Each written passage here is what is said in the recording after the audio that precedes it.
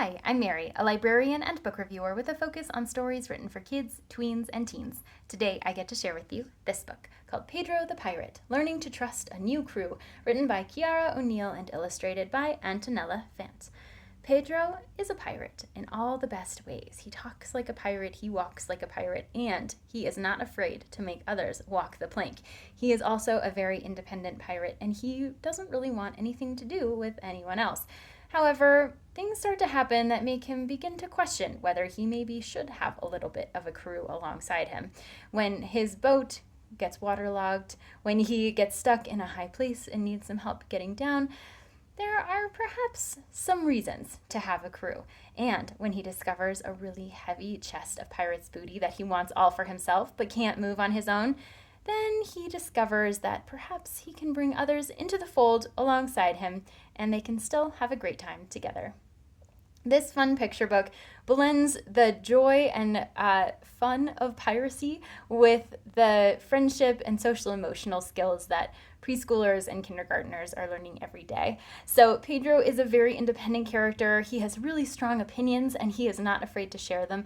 And as he is interacting with the kids around him, the grown-ups in his environment are not totally sure that he's doing the things that he should be doing. So you have a little bit of two stories going on here at the same time. You have Pedro as he is becoming this pirate. He is imagining all of these adventures on his own and really being staunchly independent. And then you have a bunch of other kids around him who are playing their own games, doing their own thing, and occasionally the two interact with one another. So much like you might find on a playground or classroom setting, there are interrelated relationships that happen, and they, like a Venn diagram, come in and out of overlap with one another. But as you're going through the story, you observe the changes that happen in Pedro, and also the fact that while there is an adult present, they're letting the kids kind of figure out their relationships on their own, which is a really healthy thing to see.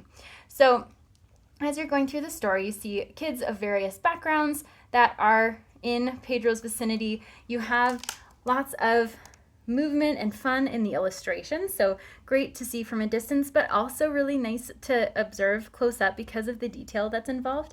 The text appears in narrative style and also in word bubbles, and some of the words are called out in bold font, so that draws readers' attention to those words and helps to amplify a little bit more of the intensity of the story. So lots of emotions visible on faces. There are a lot of opportunities to discuss Pedro's decisions and how it's affecting him and others as he's going through the story, and then just the imagination that comes into it and might invite readers to become pirates on their own. Also, for anyone who is interested in pirates, there is a little bit more in the back matter of this book to discuss what pirates are, how pirates talk, and things like that. And then also just a discussion list for grown-ups who may not always read with their kids. So some invitations to do some extension activities around this book. So while it is fun on its face, there are a lot of ways that you can extend upon what is happening in this book, and it's one that kids will enjoy reading again, especially when voices are involved with the pirate lingo. If this sounds like a great fit for you or for someone you know, I hope you look for it wherever you get your books.